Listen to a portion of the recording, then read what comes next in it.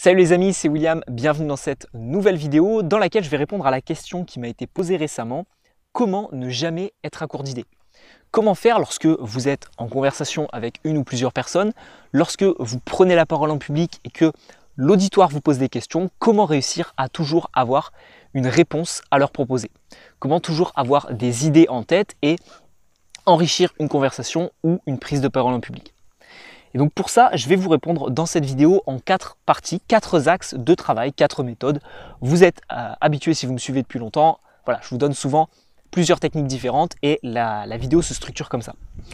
Juste avant, je vous invite bien évidemment à vous abonner à la chaîne pour retrouver bien évidemment le nouveau contenu. Je publie actuellement 3 vidéos par semaine, donc voilà, pour être mis au courant si vous n'avez pas forcément le temps de regarder la vidéo lorsqu'elle sort le lundi, mercredi et vendredi à 19 h. Comme ça, au moins, vous l'aurez dans vos abonnements et vous pourrez revenir dessus plus tard. Donc, on commence tout de suite avec le premier point. C'est le fait de comprendre que votre cerveau, c'est comme un muscle. Votre cerveau, c'est un muscle et comme n'importe quel muscle du corps humain, si vous l'entraînez, il va grossir. Si par contre, vous le mettez de côté, il va s'atrophier. Et ce qu'il faut bien comprendre actuellement, c'est que la plupart des personnes aujourd'hui vont à l'école, sont dans le milieu scolaire, avalent une quantité énorme d'informations, des cours d'histoire-géographie, des cours de ceci, des cours d'art plastique, des cours de cela, on leur bourre le cerveau avec énormément d'informations. Par contre, donc là, leur cerveau est en bon développement. Par contre, après, qu'est-ce qui se passe concrètement? La plupart des personnes arrêtent de se former, arrêtent d'apprendre de nouvelles choses, arrêtent de lire des ouvrages, arrêtent tout simplement de découvrir de nouvelles choses, ou alors on découvre beaucoup moins. Et en fait, c'est à ce moment-là où tout simplement votre cerveau va s'atrophier, vous allez oublier beaucoup de choses que vous avez appris auparavant et c'est un axe de travail que vous allez pouvoir travailler. Pourquoi? Parce qu'aujourd'hui, si vous cherchez à agrémenter une conversation, à tenir une conversation avec quelqu'un ou à avoir des réponses sur vos prises de parole pour votre public, ça va être extrêmement intéressant d'avoir beaucoup de connaissances. Aujourd'hui, si vous connaissez énormément de choses dans le domaine sportif, musical, dans le domaine du cinéma, dans le domaine de tout ce qui touche aux réseaux sociaux, web, etc., tout ce qui touche aux métiers manuels, etc., qu'est-ce qui va se passer? Vous allez pouvoir discuter, tenir une conversation avec n'importe qui. Alors qu'à contrario, c'est notamment ce qu'on pense des sportifs, des personnes qui font de la muscu, ils ne pensent qu'à ça toute la journée et alors il y en a certaines, c'est le cas, il y en a d'autres, c'est quand même pas forcément le cas, mais ce qu'on a l'impression, c'est que les personnes, elles sont juste focalisées là-dessus. Et que les sportifs, notamment en bodybuilding, ce sont des personnes totalement débiles parce qu'elles ne connaissent que 2 choses, c'est la salle de sport et la salle à manger.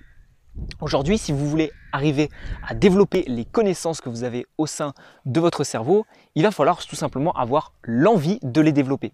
Et ça passe par quoi? Ça passe par une volonté d'apprendre tous les jours de nouvelles choses. Donc c'est le premier axe que je vous donne, c'est d'apprendre et de comprendre que votre cerveau, il faut le travailler pour qu'il grossisse et pour que tout simplement vous ayez beaucoup plus de connaissances et de matière pour agrémenter une prise de parole ou une conversation. Le deuxième axe, ça va être un petit peu différent, ça va être vraiment sur le moment même. C'est que si vous n'avez pas d'idée, demandez aux personnes. Je vous prends le cas de l'une de mes dernières prises de parole que j'ai réalisées. C'était un enseignant qui avait devant moi, il me pose une question, il me demande telle ou telle chose. J'avais pas du tout la réponse. Parce que bon, vous le savez sûrement, je ne suis pas forcément passionné par le domaine dans lequel j'étudiais l'agroalimentaire. J'avais pas la réponse à sa question et à ce moment-là, bon, il y a eu un petit blanc de 3 secondes. Je me suis dit, j'ai commencé à réfléchir, je me suis dit, moi, j'ai pas du tout la réponse à sa question. Je vais pas rester là à rien dire. Donc, qu'est-ce que j'ai fait? Je me suis dit, ok, à ce moment-là, il faut que tu détournes la question. Donc, qu'est-ce que j'ai fait? Et c'est la deuxième méthode que je vous recommande de faire, c'est de poser à votre tour une question. En fait, j'ai demandé une reformulation de sa question. Il l'a reformulée d'une manière différente. Et là, qu'est-ce que j'ai fait? Je suis parti sur un axe totalement différent, c'est-à-dire qu'il a employé un autre terme. Je suis parti là-dessus, j'ai discuté avec lui sur ce sujet-là et on s'est totalement éloigné de la première question à laquelle je n'avais pas du tout la réponse. Donc c'est, je dirais, détourner la conversation en demandant une reformulation ou une question autre. La personne vous pose une question, vous n'avez pas la réponse, vous ne savez pas répondre parce que vous avez des connaissances limitées dans ce niveau-là, ça arrive à tout le monde. Vous faites quoi? Vous posez une question en échange. Vous posez une question ou vous demandez une reformulation et ensuite vous partez sur un sujet que vous maîtrisez beaucoup mieux. Troisième axe de travail, ça va être parler de vous. Mais alors attention, l'objectif n'est pas de dire moi je fais ci, moi je fais ça, moi je. Non. L'objectif c'est quoi? C'est de dire tout simplement que vous appuyez vos propos, vous appuyez ce que vous avez énoncé auparavant et ce que les personnes n'ont peut-être pas compris grâce à votre expérience personnelle, grâce à votre expertise, grâce à vos connaissances.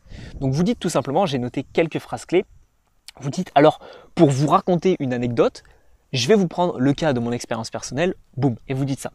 Vous pouvez également dire pour mieux vous illustrer mes propos, je vais vous raconter quelque chose qui m'est arrivé, je vais vous raconter une petite histoire, etc.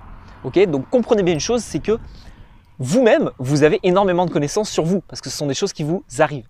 Donc, si à un moment donné, dans une conversation ou dans une prise de parole, vous n'avez plus de matière, vous n'avez plus rien à apporter au public et que le public attend quelque chose, qu'est-ce que vous faites? Vous expliquez une petite histoire qui vous est arrivée, une anecdote en lien avec le domaine dans lequel vous êtes en train de parler. Ok? Quatrième et dernier point, ça va être le fait de ne pas chercher les idées, mais plutôt les questions. En fait, c'est très simple. La plupart des personnes, quand elles n'ont plus de matière à apporter à une conversation ou à une prise de parole, elles vont essayer de chercher des idées, de dire mince, de quoi je pourrais parler, qu'est-ce que je pourrais avancer comme propos, quelles sont les autres choses que j'ai apprises, etc., etc. Alors que l'objectif n'est pas de chercher des idées, mais de plutôt trouver des questions. Et là, je vous ai encore fait une petite liste. On va prendre l'exemple d'une personne qui réalise une présentation orale ou de vous-même qui êtes en train de réaliser une présentation orale sur les sports nautiques.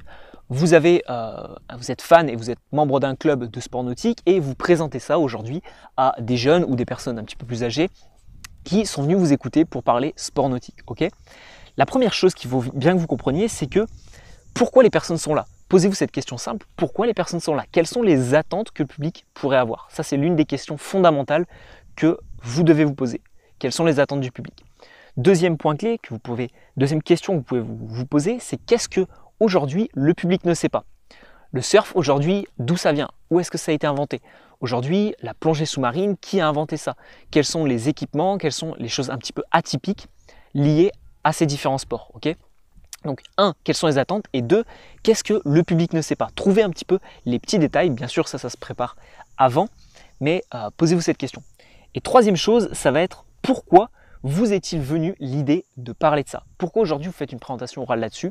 Racontez justement, vous repassez sur la méthode 3 et vous racontez votre histoire, vos anecdotes par rapport à ce sujet. Si aujourd'hui, moi je vous fais des vidéos éducatives sur la prise de parole, je pourrais très bien vous faire une vidéo si j'avais plus d'idées de vidéo en vous disant pourquoi je vous parle de tout ça et pourquoi j'aide toutes les personnes qui me regardent à développer leurs connaissances sur leur confiance en soi à l'oral ou sur leur prise de parole en public. Donc ça pourra peut-être être l'occasion de faire une vidéo là-dessus, mais aujourd'hui j'ai encore beaucoup d'idées de vidéos à vous offrir, donc c'est pas forcément dans les projets. Après, je vous l'ai présenté dans la vidéo de présentation, si vous ne l'avez pas vu, allez voir tout ça. Donc voilà les différents points que vous allez pouvoir mettre en place. Numéro 1, développer vos connaissances. Numéro 2, poser des questions au public et détourner un petit peu la situation. Numéro 3, parlez de vous parce que vous avez énormément de choses à dire là-dessus.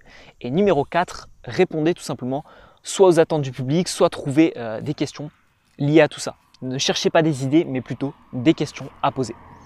Maintenant, si la vidéo vous a plu, les amis, je vous invite vraiment à vous abonner à cette chaîne et vous retrouverez en description de cette vidéo un lien pour retrouver l'extrait de mon livre « Les 9 clés de la prise de parole en public », un livre qui vous explique tout simplement comment réussir vos prises de parole. Donc, on se retrouvera pour une prochaine vidéo et j'espère que le livre vous plaira et je vous dis à la prochaine.